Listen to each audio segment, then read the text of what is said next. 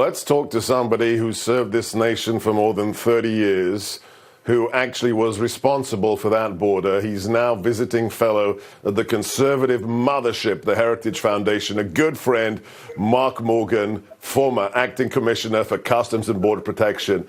Mark, I could just let you comment on that. Love of children, that's what's guiding this policy. It's humanitarian, and who knows whether they have COVID or they're being quarantined. The floor is yours, Mark. Yeah, Sebastian, I tell you what, again, my 35 plus years, I've never seen so much misinformation, misdirection, spin, and blatant lies to the American people to justify the crisis that they've created. Look, you want to talk about love?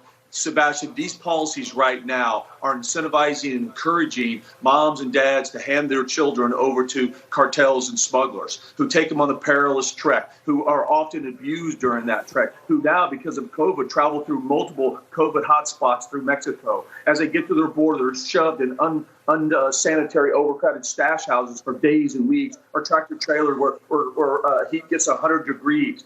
As you said, many times they're being trafficked.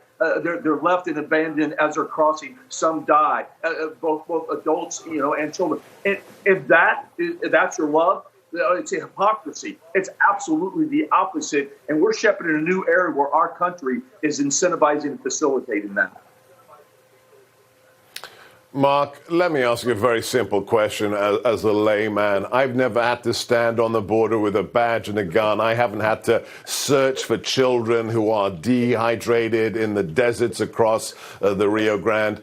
What would be the best thing? If you want to protect the children, if you want to stop the girls being abused, if you want to stop making money for the cartels, what is the easiest solution, Mark Morgan?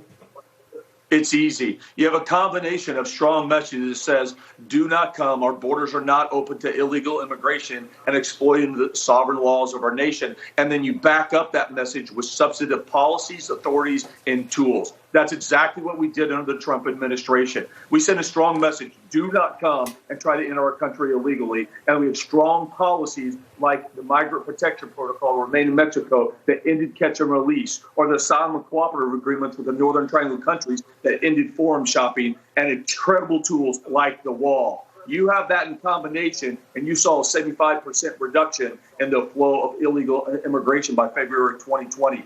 This administration has done the opposite. They've removed every effective tool, authority, and policy, and then their messaging after the fact, they want to say, please don't come yet, but their policies don't match their messaging. It just doesn't work. Again, another very simple, prosaic question for you, Mark, as the former commissioner for Customs and Border Protection. Are the agents whose mandate it is to protect all Americans at the border, to help those who are being abused and trafficked, is ICE, our CBP, being allowed to simply do their job? So thanks for that question, Sebastian. And the direct and simple answer is no.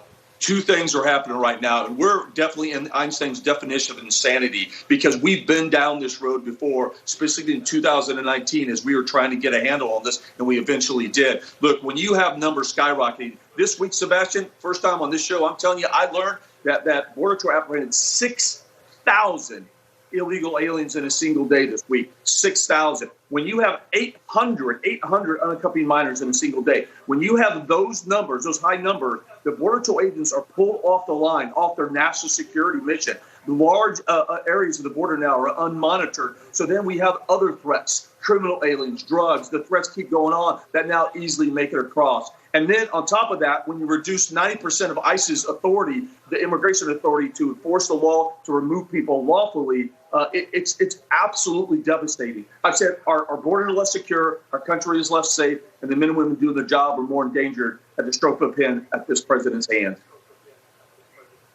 And lastly, Mark, who should really care?